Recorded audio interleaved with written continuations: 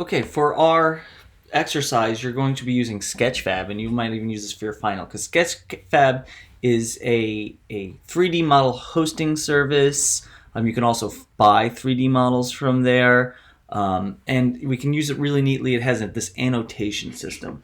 So here I am, I'm logged in, and with my free account, I can upload one single model, but we can earn more. So first, I'm going to upload my first model, right? And so I'll find my three files. I need all three of these, right? And I'll drag them in here, and I'll say continue. And okay, so now it's going to upload these. It's going to have to process them, so I'm going to have to pause this video in a second. But our model name, right? We could say tent test. I'll say this is a test for my course. Let's say VR course. We could change categories, right? There's nothing I can do until it finishes uploading and hit continue. So I'm going to pause the video and come back once it's uploaded and gets a little processed. Okay, so my model's done processing, right? And we have this here and we see how it looks. But we're probably going to want to manage our model. So by default, if you don't see that there, we'll go to 3D settings. Okay, and that'll bring us into this editing mode, which is really nice. And so the first thing we can do is actually say straighten our model. How do we want it to look when someone opens, first opens it? So we would do something like that, get it to where we want someone to open it. We can also just hit save view, right? So you can just kind of say, yes, I want it right here. And so I hit save view, and it saves right there to how it opens up. Next thing we can do is the shading. So right now our shading is lit, and so we could play with the shading over here of the model.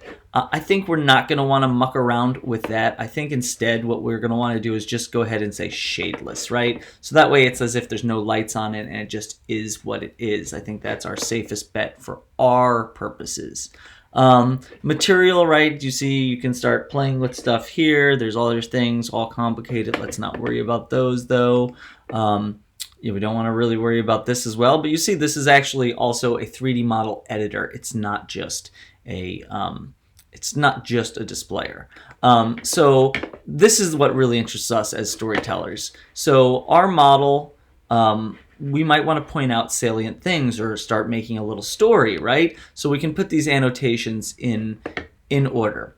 So the first thing you need to know is whatever view you set when you double click on it is the view that we're going to see in the annotation. So let's say I want it to point out this window right here. So I'm just going to double click on it, and you'll see here I'll say the window, and I'll put whatever this is, a window, right? Obviously you want something way better than that. If you want to see what it looks like, you can go to this. But we just hit OK. And now when I spin it around and I want to go up to the top and I want to be in this view, so I'll double click on it and be like, hole. I left a hole in the model due to bad photos, right? Hit OK. And now maybe I'm going to, I want to focus on this right here. So I'm going to double click on that and say another test. OK, right? And so you'll see, like, as you move around these things, I'm just kind of previewing it right here. It shows, you see how the model moves to that view that you double clicked it in. So that's very important that you set those views. Obviously, right, if you wanted to change the order, you could change the order here. So, right, so they have, we'll talk about interactive storytelling. So when someone opens up this model in Sketchfab, they can go in your order, because there's an implied order by having numbers. We know how numbers works. They also will have a stepper down here, so that will keep them in order, but they have the opportunity just to click on any order they want, right? So this is kind of both reader and author driven, more leaning towards author driven, and we will have talked about interactive storytelling, hopefully, or you'll hear about it even after we do this. Now we don't have any animations. You will see too here that we can set it in VR space, right? So if we wanted to, this does support someone putting on a cardboard or something, or using the magic window to have it in VR. This is not going to really, we're not going to really need that for us for now. Sound, excuse me. Again, we can also add sounds into our model. And I won't go over this, but you might find this helpful in your final project. Not for our exercise do we need this, but again, this is about exploring the capabilities that we have. So whenever we're happy, we could save the settings, you know, or we could have just went right to publish and it would have published and saved the settings.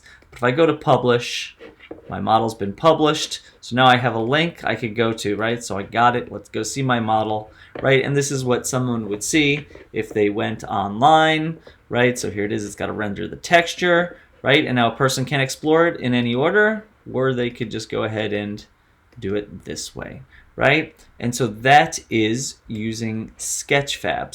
So right now, actually one more thing. You only get one upload a month, but you can earn more uploads. And because we're going to do 2 models for our exercise, you'll want to set it to free and save it so that someone can download it. And as soon as you do that, they'll give you an extra credit so that you can upload a second model. Okay, so that is Sketchfab.